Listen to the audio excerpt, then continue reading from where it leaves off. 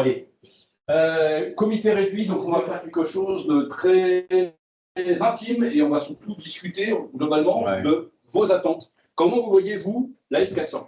Volontairement, depuis ce matin, je vous parle d'IBMI, on est d'accord. Et pour autant, le code, c'est de l'IBMI ou c'est de la S400? La réponse, c'est de la S400. Plus de 80% du code, c'est du RPG3 ou RPG colonné. Bien évidemment, quand on parle encore une fois de dette technique, alors d'ailleurs le mot dette technique, qu'est-ce qu'il y a? Est-ce que c'est l'applicatif qui correspond plus aux attentes des métiers ou est-ce que c'est tout simplement l'affichage encore de numérique, ce qu'on appelle donc l'interface, qui est vraiment très très obsolète et très vieille? C'est l'affichage. Parce que la dette technique, est-ce que vous savez sur quoi ça tourne Google? Ils n'en savent rien, tout le monde s'en moque du moment où j'ai le résultat. On est d'accord? Bien, c'est la même chose, on va vous présenter donc ce que les outils PHL permettent de faire sans toucher le code. Le code histoire. D'accord? Donc, on va faire une revue rapidement donc, des différents outils. Le principe de la session, c'était de parler de PHL mobile qui permet de faire la mobilité sur les écrans, mais on peut aussi faire l'IHL, on peut faire plein de choses. Sur les solutions PHL, on va voir, elles sont nombreuses. Vas-y. On avance. Bon, rapidement, Harmony, ça a été fondé en 2014, c'est un peu plus de 10 ans, qui est spécifique à n'importe quelle des sociétés. On ne fait que du BMI, un peu plus de 80 personnes, moyenne d'âge moins de 35 ans, que des développeurs. Alors, bien évidemment, dans la salle, ceux qui nous bousillent la moyenne d'âge sont là, Thierry et Bruno, d'accord? Parce que s'ils n'étaient pas là, on serait pas tous au bout de 30 ans de moyenne d'âge. C'est parti et Fabrice aussi. D'accord? Ça va encore. Sur le service à Montpellier, il y a du PHL, de la R&D, il y a du langage moderne. Il y a également un centre de service pour faire de la TMA. On va le voir également, puisque la plupart des outils sont testés sur bon nombre de programmes que les clients, encore une fois, nous poussent pour la partie TMA. Bien. Les principales solutions sont d'abord sur l'écran, les tableaux de bord, la gestion des spools et la mobilité des données. La gestion des spools, ça fait partie certainement, jusque pour certains, suivant la taille d'entreprise, 31 août 2026, ça va bien se passer. 1er septembre 2026, ça va être compliqué. Réforme des factures électroniques, suivant la taille de votre entreprise, vous allez voir, ça va être un peu compliqué. La partie, encore une fois, tableau de bord intelligent, PHL Query, à la base, c'est une solution qui était faite pour les métiers, pour faire du query simplement facile. Et que, comme il y a eu donc la séparation d'IBM avec DB Query, nous avons dessus rajouté des interfaces graphiques et des fonctionnalités supplémentaires pour avoir un outil de BI vraiment le plus simple possible et le plus facile. Et après, la mobilité des données, on va le voir après. Le principe, n'importe quelle tablette, n'importe quel smartphone devient encore une fois une console pour pouvoir échanger, faire des choses, prise de commande. L'IBMI, vous savez, c'est votre téléphone, c'est une console. Vas-y. Ah oui. Donc, on va voir le lifting d'écran. Donc, vas-y, on connaît, donc ça, voilà. Donc, là, le niveau 1, donc le principe, encore une fois, on passe d'un écran vert, on vient en format 52-50. Là, la partie vraiment, on est à ce moment-là beaucoup plus proche d'un tableur Excel, puisque même d'ailleurs, il y a une extraction Excel, c'est-à-dire que votre code n'a pas changé, n'a pas bougé, et pour autant, ça s'affiche de la sorte. Et on n'a pas touché au code existant. D'accord? Et le PHL, ça se fait en quelques heures, quelques jours, grand maximum. Il n'y a pas besoin d'efforts lourds et conséquents. Okay? Là, on est à PHL Web. Pardon? On est déjà à PHL Web. PHL Web conversion. Niveau. Oui, c'est-à-dire que là, on est passé effectivement au stade du dessus, PHL Web conversion, c'est-à-dire vous touchez à rien, votre code, clic droit, clic gauche, et hop, c'est converti. Plus d'écran vert. C'est de la magie. C'est ça qui s'appelle Merlin, ou c'est bizarre. Et comme c'est des films, finalement, c'était dit qu'on voudrait peut-être plutôt. PHL Web. Voilà. Alors, depuis tout à l'heure, ce que l'on vous présente, c'est que les programmes sources sont strictement les mêmes. C'est-à-dire que ce programme-là fait soit du 52-50, soit on fait du rebond, soit on fait du web, et après on va vous montrer la toute nouvelle solution.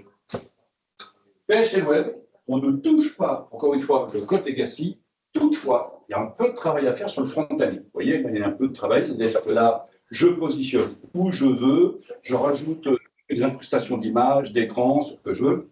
Je vais relativement loin. Ce que vous voyez là, c'est de la S400, 52, 50 à la base. Encore une fois, d'accord? C'est du RPG3. Hein.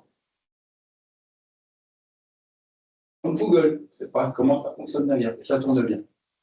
OK? Donc, toujours la même chose. Centre agricole.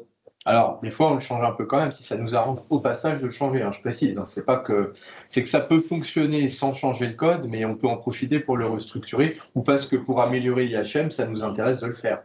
Ah, les images, elles viennent bien de quelque part qui n'étaient pas dans le code noir et vert au départ, on est d'accord. Donc forcément, on a peut-être modifié 2-3 trucs à certains endroits. Alors ça, c'est une grande force de cette solution. Vous avez une activité commerciale, ADV, logistique, ce que vous voulez, on est d'accord qu'actuellement, vous êtes bien sur plusieurs écrans. Il y a plusieurs écrans, je dois passer d'un écran à l'autre par rapport à ma saisie, puisque je ne touche pas encore une fois mon back-end. Là, l'intérêt, c'est que vous pouvez fusionner plusieurs écrans et à chaque fois que vous faites une mise à jour, bien évidemment, tout est fait en temps réel. Vous voyez ce qui se passe. Je saisis un nouveau client, hop, je le vois tout de suite, encore une fois, dans mon fichier client, l'adresse et toute cette partie-là. Je vends effectivement, je prends une commande. Si je prends une commande ici, hop, bien évidemment, dans mon stock, je sors de mon stock un produit ou les produits qui ont été commandés. Et qu'il n'y a pas réellement de limite. La seule limite, je crois, c'est quoi? C'est 64K, je crois. 64K par format. Par format. Voilà. Ouais, Thierry. Échange, ouais. 64K par format. Et donc, nous avons certains clients Qui ont été aux limites. Ouais. qui sont allés aux limites. Il y a combien d'écrans? 6, 7, je ne sais plus combien ils ont fusionné d'écrans, c'est relativement. Le maximum que j'ai fait, moi, c'est 12. Attention à écouter les programmes sur pas une cours. Il ne faut pas penser que vous arrivez. Faut pas penser que. Pardon? Faut pas penser que vous arriverez à obtenir un résultat comme ça sans toucher le code. Et toucher le code. Si l'objectif, encore une fois, c'est d'avoir le maximum d'écrans sans toucher le code, ouais, forcément, il y a des limites. Mais il faut surtout, à la base, dépasser les limites, mais il faut un grand écran quand même. Ou alors. En fait, c'est des gens qui font de la saisie web, Ouais. ils mettent des zones texte de 64K déjà pour mettre sur des présentations. Ouais, donc c'est effectivement là, on a des limites, je les atteins rapidement. Qu'est-ce que je fais ainsi? 64K, après, pour les stocker en base de données, à part les stocker en cloud ou bloc, C'est stocké en cloud, justement. Sinon, c'est pas possible. C'est chaud à manipuler. Ouais. C'est le moyen, c'est grand. Ok, voici un exemple d'écran, mais encore une fois, PHL Web. Et donc, c'est un très beau produit qui a toujours été en avance sur son temps et que nous avons décidé, encore une fois, de trouver une solution nouvelle pour pouvoir, encore une fois, répondre aux besoins du marché et surtout la notion de responsive. C'est ce qu'on verra après. On verra tout à l'heure. PHL Query, donc on extrait, on filtre. Ça vous ce genre de choses. Vous avez quoi, des web query chez vous? Ça se passe bien la relation avec le nouvel éditeur? Ça se passe en ce moment? Donc, Ceux qui ont du DB2 Web Query, qui sont allés loin en termes de paramétrage pour faire de l'analytique, notre produit ne propose pas les fonctionnalités de DB2 Web Query. Encore une fois, c'est un outil simple pour une petite PME, chose comme ça. Dès que vous êtes allé loin dans la notion, encore une fois, d'analytique, le produit n'effectue pas du tout les mêmes choses, va pas aussi loin que DB2 Web Query. C'est ce qui permet, en fait, bon, il y a premièrement une interface web. Aujourd'hui, on a fait un mode API, donc ça permet de faire des extractions de données et d'obtenir des résultats en JSON, en XML, ou un petit peu ce qu'on veut. Et ça peut rentrer dans Power BI, enfin les outils Microsoft d'aujourd'hui Excel pour faire du méta-requêtage. Mais ce qu'il ne va pas y avoir, c'est un ETL ou un data warehouse. Voilà. Si vous voulez un data warehouse, ça vous de vous le construire en gros. Ça avait au départ vocation à remplacer Query 400 et QM Query, les solutions noir et vert qui étaient avant DB2 Web Query. Et on a donc ajouté cette petite couche aussi de dashboard qui fonctionne d'ailleurs, qui fait fonctionner Query en mode API REST. Hein. Les échanges de flux sont en JSON entre l'IBMI, la requête est exécutée sur l'IBMI, le résultat est renvoyé en JSON et en macaroni. PHL Spool, vous avez tous des outils pour, encore une fois, revamping de Spool, je suppose, pour pouvoir traiter vos factures et autres. D'accord? Facturix, c'est intégré chez vous, pas encore? On va l'intégrer dans notre machine gestion de production de PDF. Java qu'on a intégré à la PHL. Ouais. Oui. D'accord. Alors, sur cette partie-là, si vous voulez des coups de main, n'hésitez pas, parce que le plus chiant sur cette partie Facturix, c'est pas de transformer les données, encore une fois, en bon format. C'est d'aller chercher la data, savoir où elle se trouve, et avoir la data de qualité. Facturix, il faut à tout prix que ce soit un schéma directeur d'entreprise. Parce que ça va tellement loin, donc il faut intégrer tout le monde dans la direction générale. Parce que vous allez vous traiter la partie, je suppose, B2B. Est-ce que vous faites de l'international ou pas? Donc, le B2B international, là, on est sur du e-reporting. Et le e-reporting, il y a d'autres contraintes. Donc, vous avez de la chance, vous avez du invoicing et du e-reporting. Donc, vous êtes à peu près tranquille, vous allez gratter tout. Donc, les cas d'usage sont totalement différents. Et comme les cas d'usage sont totalement différents, les informations que vous devez justement mettre dans vos factures au bon format sont absolument obligatoires. Sinon, la plateforme agréée ne va pas accepter votre facture. Si facture pas acceptée, ça repart. Il faut l'annuler, il faut faire un avoir, il faut en refaire une. Et ça allonge bien évidemment le délai de règlement. Puisque votre client n'a pas le droit de vous payer. Le client, il doit recevoir votre facture via une plateforme agréée. Si vous passez au travers des mailles du filet, il y en a qui ont essayé, ou il y en a qui vont essayer plutôt, ils auront fatalement des problèmes. D'accord? Parce que là, pour le coup, justement, toutes les entreprises seront vues en temps réel par la DGFiP, Direction Générale des Impôts, et là, c'est effet instantané. Là, on va dire Big Brother, sur la partie facture et la partie règlement, vous êtes sûr et certain, il est là. Et vraiment, là, c'est le but. D'accord? Donc, sur cette partie-là, en dehors de la partie PHL Spool, l'avantage que nous avons, c'est vraiment un avantage géographique. Notre premier voisin, c'est le spécialiste de tout ce qui est conformité IT, donc tout ce qui est fiscal, la société Conféro. C'est juste en tout de chez nous, c'est une quarantaine de personnes, ça tout le temps. Donc, moi, vous mettre en relation, vous expliquer ces cas d'usage. Mais j'insiste bien, donc, le B2B, le B2B international, le B2C, ça doit se traiter de manière différente. Bon, voilà, donc c'est un générateur de spool.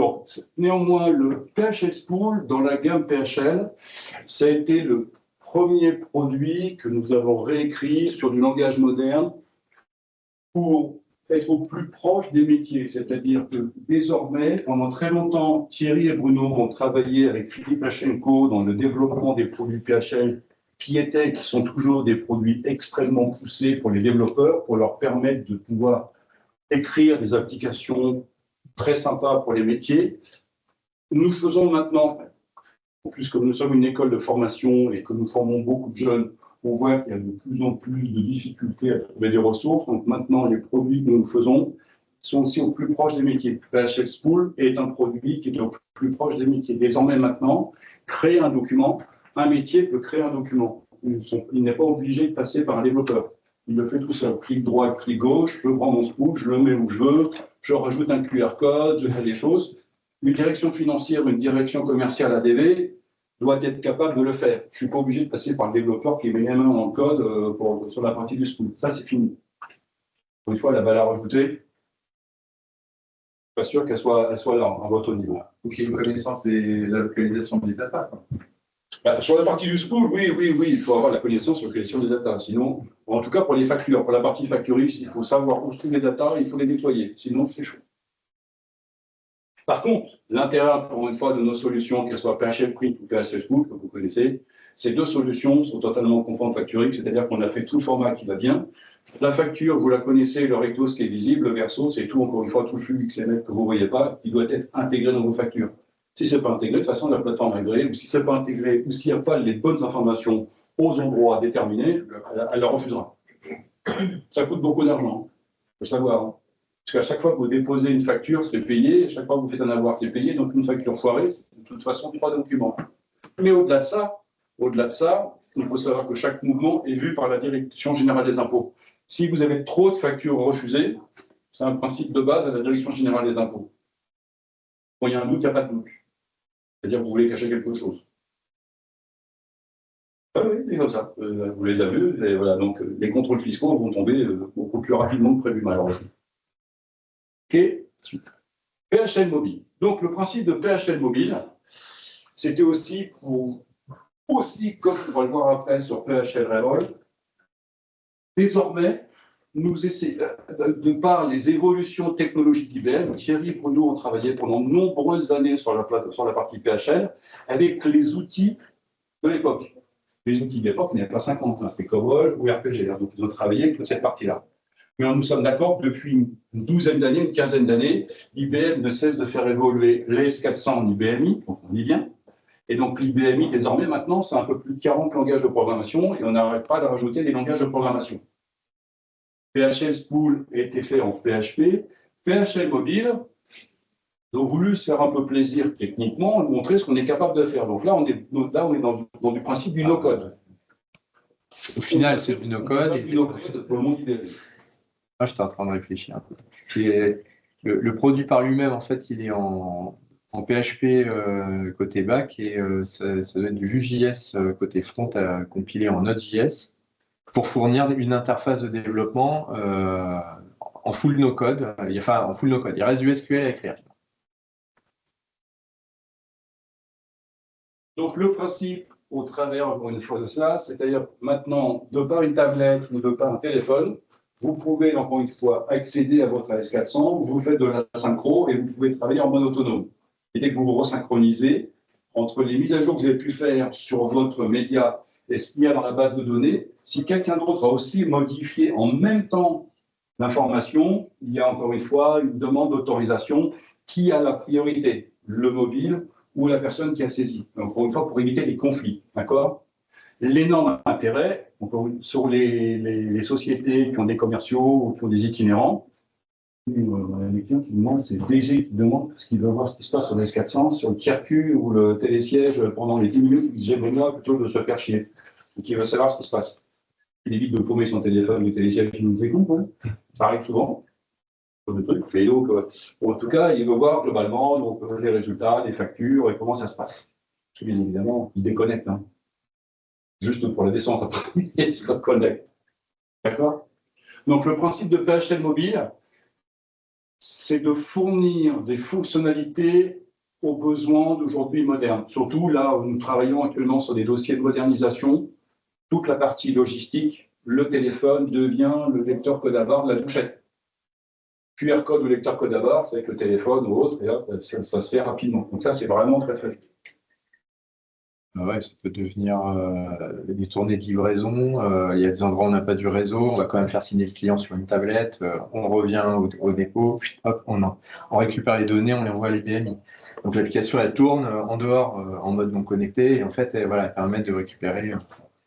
Alors, tout ce que l'on vous présente, encore une fois, au travers de ces solutions, cela s'intègre bien dans une stratégie d'entreprise sur la réflexion qu'elle peut avoir vis-à-vis de son système d'information. Les outils PHL ont d'abord plusieurs vertus. La première, c'est de faire changer, encore une fois, l'état d'esprit des métiers par rapport à cette plateforme, mais c'est aussi pour toutes les directions générales qui sont dans une réflexion concernant je quitte la S400, je ne sais pas où je dois aller, où je dois le moderniser. Ces solutions, nous avons volontairement voulu les rendre accessibles techniquement, simples d'utilisation, mais également financièrement attractives. Je suis une direction générale, je ne sais pas ce que je vais faire de ma plateforme S400. Nous sommes tous d'accord dans cette salle qu'une direction générale, si d'un coup de baguette magique, elle pouvait faire disparaître cette plateforme, elle le ferait. Non, réflexion. On est d'accord? Bien.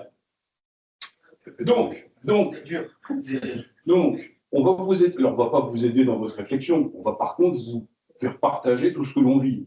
Voyons un tout petit peu de clients quand-même. Donc, il y a 3 types de clients. Ceux qui sont en réflexion, ceux qui ont décidé de le quitter et ceux qui ont décidé de le moderniser. Sachez que depuis à peu près 18 mois, c'est d'ailleurs ce que nous communiquons sur les réseaux sociaux, de plus en plus d'entreprises réinvestissent dans le monde IBMI. Pour des raisons évidentes, il y a un climat politico, financier, structurel et autres qui fait que investir maintenant, dépenser beaucoup d'argent, ou alors je ne sais pas trop où je veux aller. Aujourd'hui, une entreprise, elle n'investit pas pour de la croissance. Une entreprise investit pour protéger l'existant. Je sais ce que j'ai, je vais investir pour le protéger, que ce soit en cyber ou autre chose, d'accord? Donc aujourd'hui, j'investis pour m'acheter du temps. Et donc, pour m'acheter du temps, quand j'ai un système d'information qui est dans le mode S400, trouver des solutions qui permettent de pouvoir répondre aux métiers simplement, facilement et de manière pas non plus trop onéreuse, ça a du sens. C'est dans ce sens-là qu'on s'inscrit. Ça a du sens. S'acheter du temps. Je vous rassure, le bon nombre d'entreprises qui se sont achetées du temps, ils se sont achetés du temps initialement pour 5 ans et 15 ans après, ils ne sont pas là. Hein, parce que l'avantage du 400, ça fonctionne, c'est fiable, c'est sécurisé et que ça fait toujours le job. Tous les matins, il est allumé, tous les soirs, il est allumé tout le temps. Ça fait le job. Donc, le principe, encore une fois, de PHL, c'est, comme je vous le disais, de répondre à tous les besoins. Même, je veux quitter le 400, je sais que je pars dans une réflexion, je sais que je pars de toute façon dans un projet 3, 5, 7 ans. Il faut pouvoir répondre quand même à mes métiers pendant 3, 5, 7 ans. Il y a des besoins importants. 1. 2, il faut permettre au système, je dis bien le système qui va financer le nouveau, de pouvoir répondre au métier. Et le système qui va financer le nouveau, c'est le S400. Ah ouais. Parce que de tout arrêter en termes d'investissement pour pouvoir se projeter sur une génial, mais si au travers de cela, vous affaiblissez les performances de votre entreprise, ça va devenir compliqué de pouvoir investir sur de nouveaux systèmes, puisque je gagne moins d'argent. Si je gagne moins d'argent, je ne vais pas aller au bout de mon investissement. Donc, encore une fois, le principe est bien, je veux le quitter, je ne sais pas où je veux aller, ou je veux le moderniser. Je veux le moderniser, on va le voir encore une fois, c'est l'objet de la dernière solution qu'on va vous proposer, c'est-à-dire que là, PHL Web permettait encore une fois d'aller loin d'un point de vue interface graphique. PHL Revol, on ne va pas loin, on va carrément aujourd'hui. Aujourd'hui, vous pourrez mettre, on va le voir faire une démo après, vous pourrez mettre un carrousel, vous êtes en full responsive, PHL Revol sans toucher votre code, vous affichez ce que vous voulez aux besoins du métier d'aujourd'hui.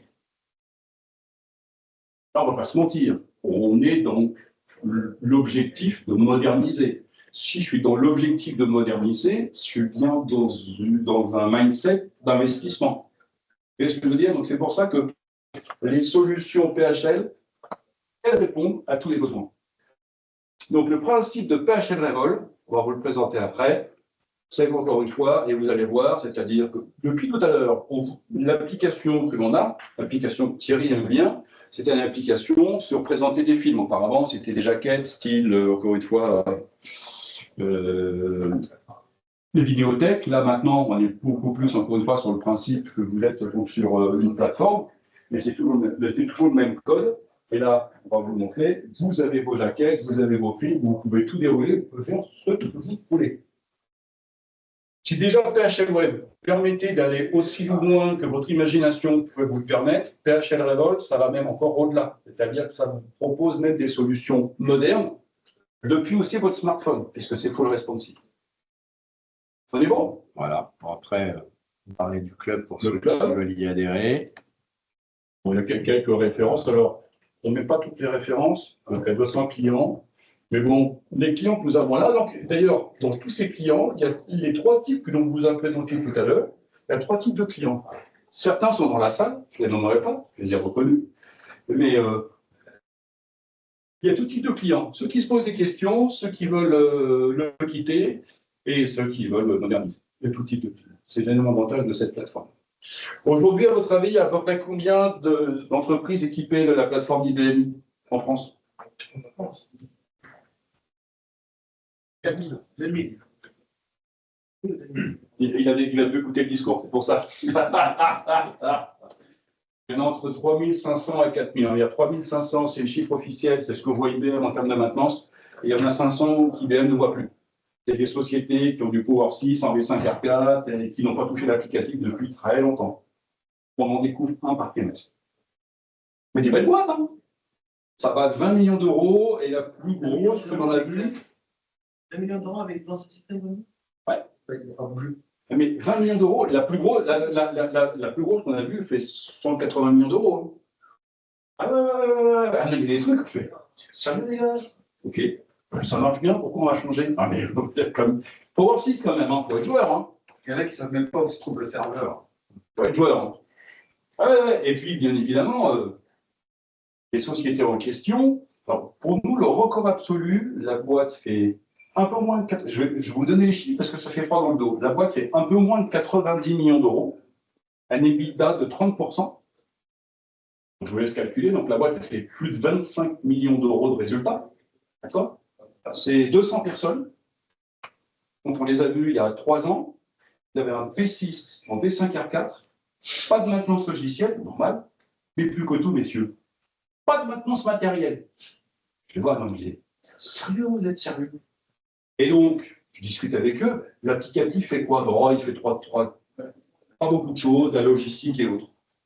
Mais que se passe-t-il? Le développeur qui nous gérait, c'est un externe, il est malade, il faut le remplacer. Est-ce que vous pouvez reprendre la TMA? Oui, on va reprendre la TMA, on va vous aider. On prend la TMA, puis au bout de 2 mois, on dit, mais ça fait quand même 2 mois qu'on gère votre code, vous êtes sûr qu'il y a de la logistique? Parce qu'il y a quand même beaucoup d'activités commerciales quand même. Je vais vous dire que c'est que du commerce. Vous prenez les commandes, vous distribuez, enfin, c'est une gestcom, c'est pas que la logistique. Le DSI en question, bon, vous êtes sûr? Oui, c'est vrai. Non, c'est pas que dans les films. Oui, c'est vrai.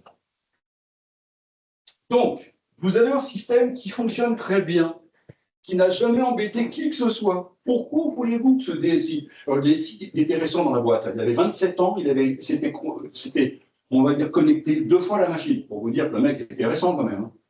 Ah, mais la boîte, il n'a qu'une comme ça. Hein. On a un peu moins de 400 clients. Celui-ci, à chaque fois, je le dis, il y en a, c'est celui-là. Donc, ouais, des clients qui ont de la S400, c'est entre 3500 et 4000. Et comme je vous le disais, les très grosses sociétés, alors vous savez qu'Orange avait essayé de les commissionner le 400, ils ont arrêté. Projet de vente de plusieurs centaines de millions d'euros. L'année 2025 est un bon cru. Est un bon cru des boîtes qui ont dépensé beaucoup de sous et qui ont décidé d'arrêter. Ah, là, je vous assure que c'est un très bon cru. Donc, le groupe Mullier a tenté des choses. Donc, Boulanger, Auchan, Décathlon, les 3 en même temps, on a arrêté d'essayer de commissionner le 400. Le chiffre officiel, on ne le connaîtra pas. Sachez que c'est en centaines de millions d'euros, mais que ça ne dépasse pas 3, entre 100 et 200 millions d'euros. Système U, pas mal non plus. Parce que comme ils se parlent beaucoup, malgré tout, ces gens-là, ils sont concurrents, mais ils se parlent beaucoup. Système U, c'est un projet de 7 ans et c'est à peu près 200 millions d'euros également, ils arrêtent. Donc, comme je vous dis, ils arrêtent carrément donc, toutes les équipes projet, tout le monde dehors. Tous les développeurs ou les prestataires régie, on les met dehors et on rembauche des gens, développeurs S400. Parce que dans le cadre de notre école, ils nous demandent de former des jeunes qu'ils vont embaucher.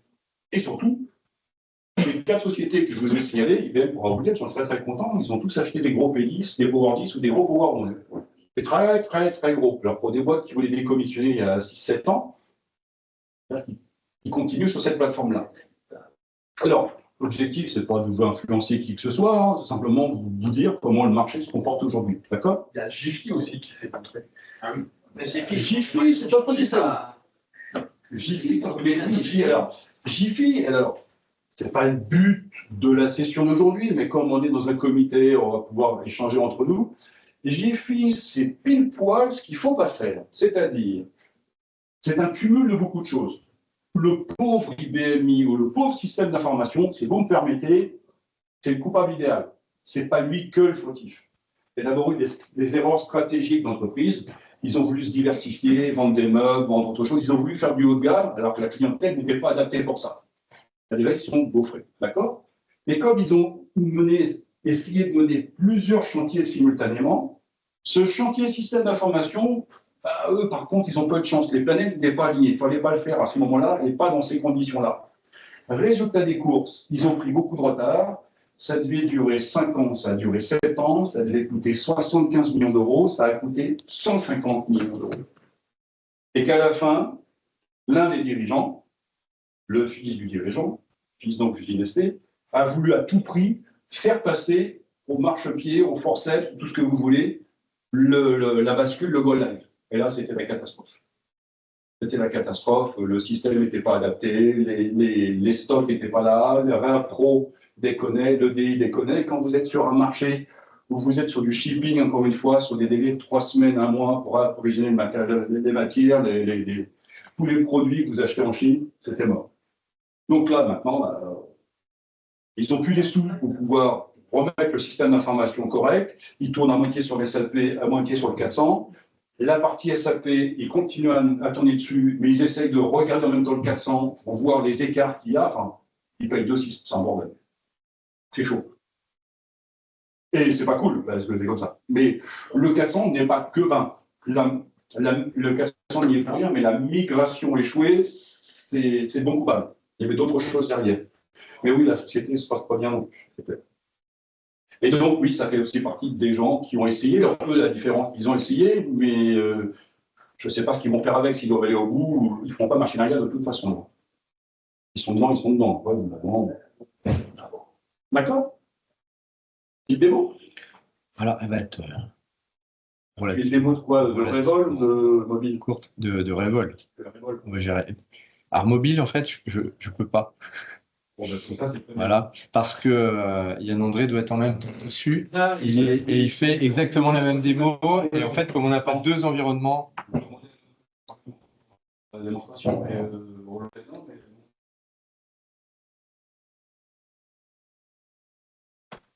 façon, ce qui nous intéresse, c'est Revol.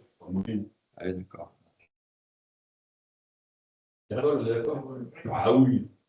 Alors, ce beau nom, le monsieur qui a trouvé ce nom que je trouve génial, il est dans la salle. Je ne le désigne pas, hein, mais il est dans la salle, hein, c'est derrière.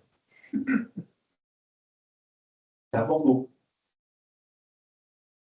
J'arrive pas à le quitter. C'est à Bordeaux dans un troquet. Et on n'avait bu que du Perrier.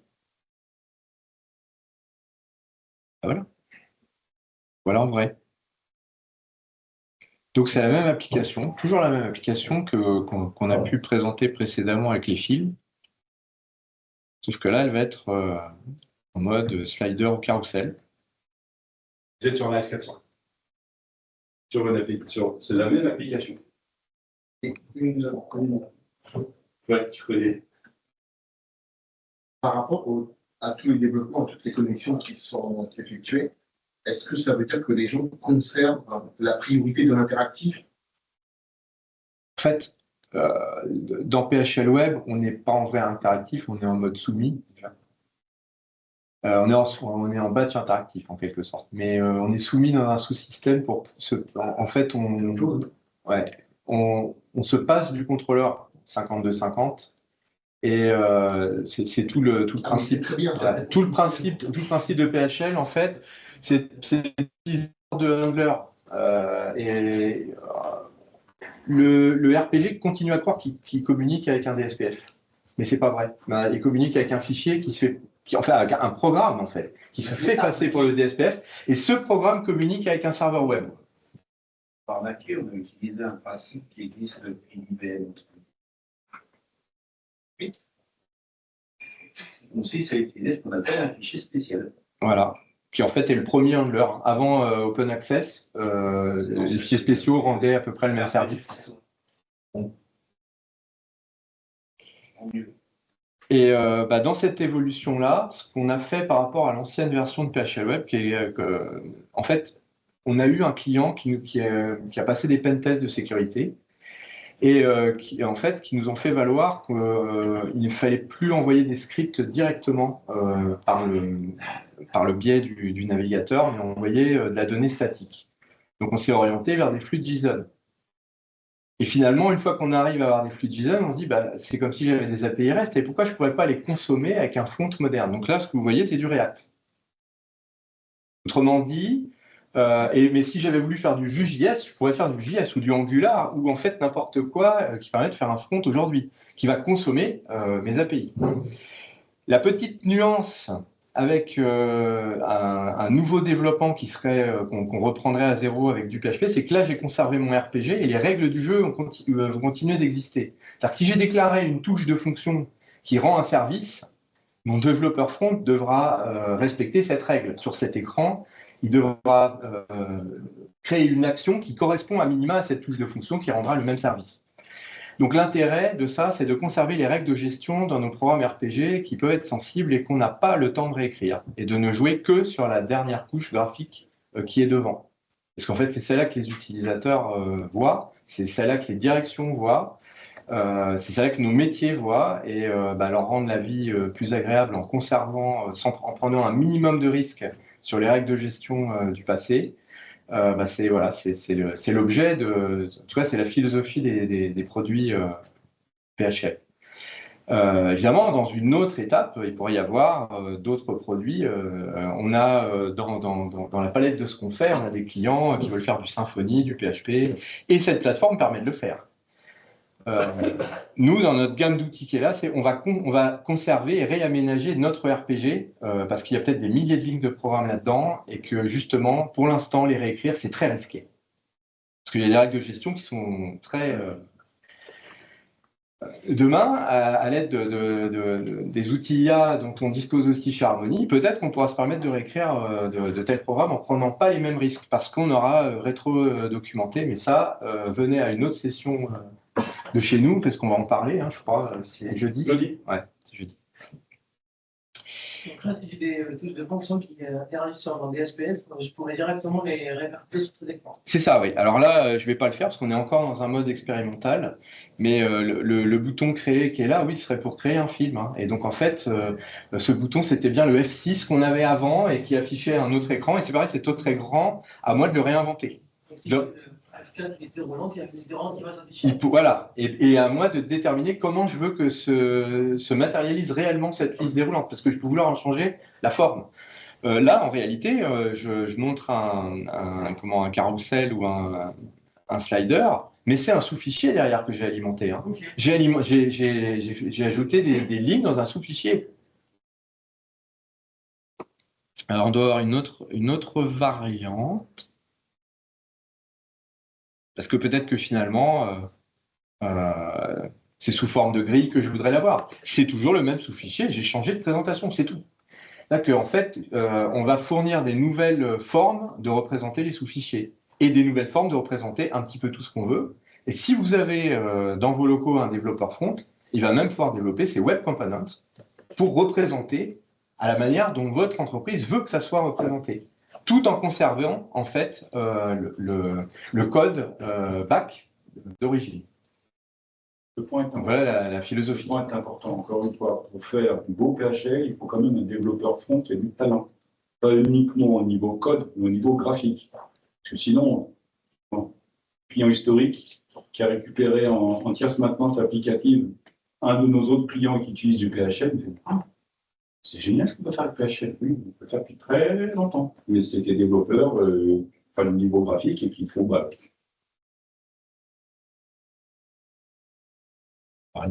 Mais ouais, on va le voir.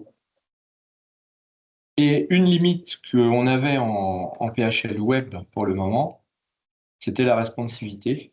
Là, du coup, maintenant, on est sous React, donc en fait, on est de fait responsive. Et en fait, il y a un petit outil, là, normalement, qui permet... Là, je me suis mis sur les dimensions d'un Samsung Galaxy S20 Ultra. Ici, dans cette petite drop-down, on peut choisir si je suis sur un iPhone. Voilà. Comment ça va se comporter, comment va se comporter mon affichage. Voilà, c'est parce que c'est du React et que c'est du React avec Bootstrap. Et React plus Bootstrap, ça fait naturellement des interfaces responsives de base, en fait, dès le départ. Par contre, encore une fois, c'était une réflexion que l'on avait avec Fabrice. Ce n'est pas un produit qui concurrence PHL Mobile, ça a deux fonctions différentes, encore une fois. Parce que là, vous ne gérez pas, encore une fois, la déconnexion. Non. Là, vous êtes complètement connecté. Là, on est en mode connecté. Ouais. En bas, là, vous avez le numéro c'est un numéro de job, là. C'est un numéro de job qui est en train de tourner de l'autre côté, qui attend une réponse. Comme dans le temps, en fait. Il attend, il est sur un EXFMT ou sur un read, il attend la lecture d'un format, comme il était avant. On garde le principe des programmes interactifs. On n'est pas en vrai mode API, justement, parce que ça, c'est une vraie complexité. Si on a un programme de gestion, on voit beaucoup de modèles où à la fin, on vous montre des API qui partent et qui communiquent comme ça avec un front. En réalité, il y a une vraie difficulté à faire ça, parce que votre programme, peut-être que, au final, les transactions doivent se passer dans un certain ordre. C'est ce qu'on pouvait gérer avant dans notre programme. Là, si on veut faire des API, il faut chaque API pour chaque service, il va falloir les appeler dans le bon ordre. Et si jamais elles ne sont pas appelées dans le bon ordre, c'est ce que ça va bien se passer. Donc c'est vrai que là, on reste finalement sur le programme d'origine. Et quelque part, le précédent, ça va revenir à notre F12 qu'on avait. Et on peut abandonner la transaction. Enfin, on reste en fait en mode connecté et en mode contrôlé, je dirais. Mobile, c'est une autre philosophie finalement, puisqu'on collecte des données et on va les déverser à l'instant T. Donc ça implique d'autres choses, d'autres process en fait. Maintenant, avec PHL Revol, donc on sera opérationnel quand? Fin du premier semestre 2026? Ouais. Alors, le produit tourne. Alors, c'est là, on faisait la présentation, il fallait à tout prix que l'on montre le fruit de nos efforts. Il y a quand même beaucoup de choses à régler pour que ce soit un produit totalement opérationnel. Là, oui, c'est une démonstration, hein. C'est pas encore un produit, c'est un proof of concept du futur produit, mais les bases, les briques sont là en fait. Voilà, c'est ça qu'on voulait montrer au travers de cette démo. Les briques sont prêtes. Maintenant, il faut les formaliser pour que ça devienne un produit. Alors, pour les clients qui ont déjà PHL Web, il y aura un accompagnement pour la transformation de PHL Web, PHL Revol. Ce n'est pas les mêmes produits, ce n'est pas une évolution de PHL Web, c'est un produit différent. D'accord? Donc j'ai 350 écrans chez Web. C'est pas grand-chose. Bon, c'est pas beaucoup, mais c'est bien, on va pouvoir les gérer. Mais ça dépend combien. Je souhaitais faire encore une fois. S'ils répondent déjà aux besoins, parce que le principe de PHL Revol, c'est de répondre aux métiers s'ils ont des nouveaux besoins. Si ce que vous avez fait avec PHL Web suffit amplement, pas besoin de tout modifier. Mais encore une fois, pour les sociétés qui réfléchissent et qui se disent oui, on va changer le système et autres, des techniques et autres, le but est également là. Depuis que nous avons créé Harmony, notre objectif est simple, je ne veux pas dire que c'est de vouloir sauver le soldat S400, mais un peu quand même. Mais surtout, c'est de casser ce que les gens pensent, casser encore une fois la fausse image. Donc, voilà ce que l'on peut faire sur un IBMI. Arrêtez de voir l'écran noir et vert. Voilà, ça, derrière cela, c'est effectivement du code noir et vert. Mais on a modifié l'interface. C'est ça. Et on n'a pas modifié profondément le code. Vous connaissez le produit, vous savez comment ça fonctionne. Donc, on ne va pas vous dire. Donc, c'est la même philosophie. D'accord?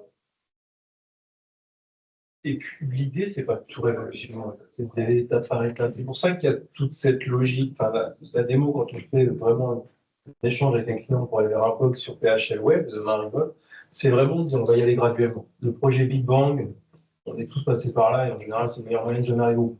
Par contre, on sait qu'il y a quelques utilisateurs clés, des gens qui sont plus demandeurs que d'autres, et c'est ceux vers qui on va aller en premier pour travailler des écrans. On va faire de la transformation massive qui sera moins jolie, mais qui aura le mérite déjà d'être disponible, qui sera dans le web, qui fera du web nativement depuis un écran, et on changera fondamentalement la perception de l'application. Et le métier demandeur, on va lui se consacrer sur ces programmes où on va aller chercher par les plus utilisés, et je vais les transformer petit à petit. Et je vais pouvoir repenser, imbriquer des écrans, modifier des fonctions, faire une notion qui est quand même vachement bien, c'est dans le même écran de peupler, quand je clique là, j'ai un résultat ici, sur mon même écran, ce qu'on a du mal à faire en 52-50 sans faire la cascade de surécran. Donc l'idée c'est ça, c'est qu'il faut y aller graduellement et c'est la même logique. On ne va pas reprendre 350 programmes du jour au lendemain, on peut, mais ça a quand même une logique de validation, de vérifier que ça fonctionne toujours de la même manière, il va falloir compiler, il va falloir recéter, donc c'est un projet derrière. Donc il faut mieux le faire graduellement que de se dire ça va marcher en 2-2, ça marche pas. En général, c'est pas les meilleurs projets. Derrière toutes ces présentations et nos propos, il faut retenir une chose. Donc, Harmony, encore une fois, c'est 80 personnes, il y a une école, il y a une formation, on fait appel à la jeunesse. Et le cycle de vie de l'application, c'est également dans le cycle de vie également des développeurs. Thierry, qui est ici présent, va prendre volontairement et normalement sa retraite à la fin de l'année, et que depuis 18 mois, encore une fois, pour assurer la continuité, Nous avons embauché des jeunes qui vont justement se substituer à lui. C'est-à-dire qu'on est aussi dans cette problématique-là. Donc, derrière, il y a une équipe. Aujourd'hui, PHL, c'est une douzaine de personnes entre le code RPG, le code PHP, le code de nouvelle génération, et on ne vous intègre pas l'équipe d'intelligence artificielle que l'on va faire travailler certainement deuxième semestre 2026 pour apporter des choses nouvelles dans les produits PHL, pardon. Donc voilà, mais aujourd'hui, c'est la R&D à Montpellier, c'est une quinzaine de personnes. Et c'est vrai que là, ils ont fait du bon boulot. Donc aujourd'hui, encore une fois, on s'inscrit sur la continuité. Tous les clients qui ont du PHL Web, on va continuer de travailler sur la partie PHL Web, de maintenir et autres. On travaille sur la partie PHL Label et les deux vont pouvoir cohabiter, puisque à la base, c'est des produits avec des fonctionnalités certes similaires, mais un affichage différent. On peut aller un peu plus loin.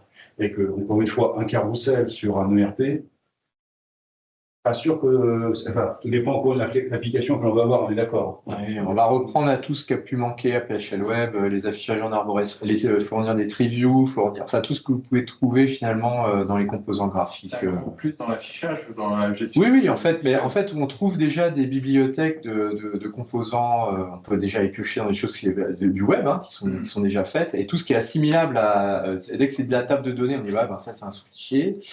Si c'est des formulaires, si c'est des autres, c'est plutôt des formulaires. Et puis après, on peut faire ses propres web composants parce qu'on aurait soi-même une idée. Pour être tout à fait honnête, le carrousel qui est là, voilà. C'était plus la mise au point avant en fait du format JSON qui avait pris plus de temps parce que je crois que j'avais demandé ça donc à mon collaborateur qui s'appelle Bruno comme moi. Je crois qu'il y a 3 semaines, je lui ai dit non, il faut que tu me fasses un carrousel parce qu'il allait me refaire au départ la même chose qu'on avait déjà. La même logique. Et je lui dis bah non parce que là puisqu'on a React, fais-moi un truc. Et là je lui ai dit ta carte blanche, mais tiens fais-moi un truc un peu comme Netflix, fais-moi un truc. Puis voilà, puis je me souviens, t'es passé le jour, il commence à mettre ça au moins. T'as vu ma tête? C'est quoi ça? Et juste, il a été pioché dans des librairies React, parce que React, on a choisi React parce que c'est l'écosystème front le plus riche. C'est celui dans lequel on va trouver le plus de composants et le plus de support. Mais les deux autres sont valides aussi. Vue.js, Angular, ça reste des grosses références aussi. Et il a fait finalement ça assez rapidement. Donc, ce qu'il faut retenir, c'est que nous avons une capacité de vous accompagner encore une fois dans l'évolution de vos applications pour les 10 ou 15 prochaines années, parce que là, ça marche quand même. Donc, avant que vous mettiez demande ça, on est d'accord. Avant que vous modifiez les 300 nos programmes, il va encore un peu de boulot. Il y en a 2 ou 3 qui sont critiques, je crois. Je répète tout au début. Oui. Sur des graphiques. Et on pourrait imaginer qu'on a un PHP web et que quelques entrées de menu branches sur le reste. C'est ça. En fait, on est compatible avec l'ancien menu, soyons clairs. C'est-à-dire tout ce que vous avez déjà fait. Là, c'est une représentation du. Regardez, on retrouve le PW menu comme on l'avait avant. Il est là quand même. On est compatible. Mais ce qu'il y a, c'est qu'au niveau de l'install, ça va pas démarrer sur le même truc en fait. C'est en ça où c'est pas le même produit. Mais c'est compatible avec de l'existant. Il n'y a pas tout à recommencer à zéro. Voilà. Et dans ces entrées, on pourrait invoquer de l'ancien PHP Web, bien entendu. On peut être fier qu'un éditeur français arrive à avoir ce type de techno comparativement aux solutions concurrentes du marché qui sont des Américains. Pas ça, je peux le dire. En fait, ils ont extrêmement bien travaillé. 2 minutes. Les questions? Combien? Alors, c'est une excellente, très bonne question. On s'y fout. Voilà. Il n'est pas fini le produit. On y pensait. Combien? Je ne sais pas. Non, c'est pas une fausse barre. Non, c'est pas. Non, parce que. Faut d'abord qu'on termine, parce qu'on va lui rajouter des fonctionnalités supplémentaires et autres, beaucoup de choses. Mais on sera dans des zones de prix plus chères que le produit actuel, mais on sera toujours très en dessous des solutions, encore une fois, de nos confrères, les solutions du marché. On peut les citer, les Presto, les Profondes et autres, ça coûte beaucoup plus cher que nous. Ce que je vous ai dit tout à l'heure, nous ne changeons absolument pas notre état d'esprit. Et toujours dans le même état d'esprit, adresser des solutions qui sont performantes, pas trop consommatrices de ressources. Et sans déployer un parterre de Encore une fois, de partout, de trucs. Il y en a 400, il est là. Nous n'avons aucun souci de préciser les solutions concurrentes, parce qu'elles sont très très bien. Alors, c'est des solutions qui ont été faites par des éditeurs américains. Les éditeurs américains n'adressent que des clients de taille importante, c'est-à-dire qu'ils adressent des clients avec des grosses machines, avec de la grosse mémoire. Il faut savoir qu'aux États-Unis, il y a combien de P05 à votre avis aux États-Unis? Vous connaissez le groupe logiciel P05? Il n'y en a pas. C'est uniquement les machines mouchoirs pour faire du dev. L'entrée de gamme aux États-Unis, c'est des 11-22 multicore, des P10 avec. Donc, ils ont énormément de mémoire. Donc, vous êtes éditeur, vous adressez le marché national. Le marché national, c'est des grosses machines. Tout à l'heure, on a dit il y a 3500 à 4000 machines en France, puisque, encore une fois, la zone que l'on ne connaît pas. À votre avis, il y a combien de P05 en France? Les P05 représentent quel pourcentage des 3500 à 4000 machines? 60%, On est proche de 70, exactement. Donc, ça va dire un P05, c'est une machine qui est limitée à 64 Go de mémoire. Donc, faites tourner du Presto, du Profondui sur ce 64 Go de mémoire, la machine elle va pas très loin. Là-dessus, on peut féliciter Thierry, Bruno, Philippe Lachenko et autres. PHLweb, un outil extrêmement performant qui consomme peu de mémoire. Là, on ne va pas se mentir, on est sur de la nouvelle techno, ça va consommer plus de mémoire. Mais si on part sur ce genre de choses, De combien environ? À l'ancienne. on va consommer un peu plus. Voilà. Pas tant que ça, hein. Pas tant que ça. Non, le gros du travail, c'est le navigateur qui le fait. Ouais, C'est le principe du front, c'est qu'on fait travailler le PC à mort. Les flux sont en JSON, mais à part ça, ça change pas grand-chose. Les flux sont à peu près les mêmes et on demande au programme qui est derrière à peu près le même effort qu'avant. Je sais plus, c'était combien de temps? Qu'est-ce qu'on disait, 10% de plus par rapport à l'époque? La consommation par rapport à l'interactif. Il me semble que Lachenko, il disait du plus de 10% de consommation UC et mémoire. C'est ça. Vous savez, encore une fois, vous faites des requêtes SQL déjà, vous saturez bien la mémoire. Alors après, voilà, Et après, ça dépend ce qu'on fait. Voilà, si on ne fait pas la même chose que ce qu'on faisait en noir et vert, est-ce qu'on peut vraiment le comparer? Si on en demande trop, à un moment donné.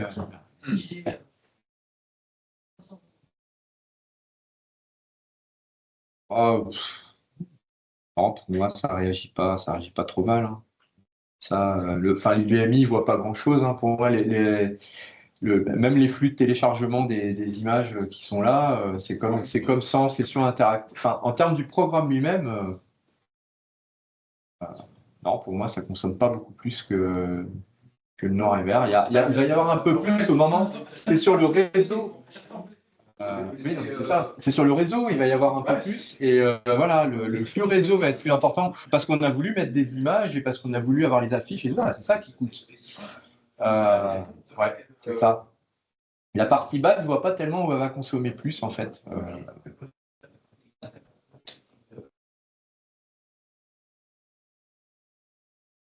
Ok, messieurs? Yes. Merci. Ça a changé.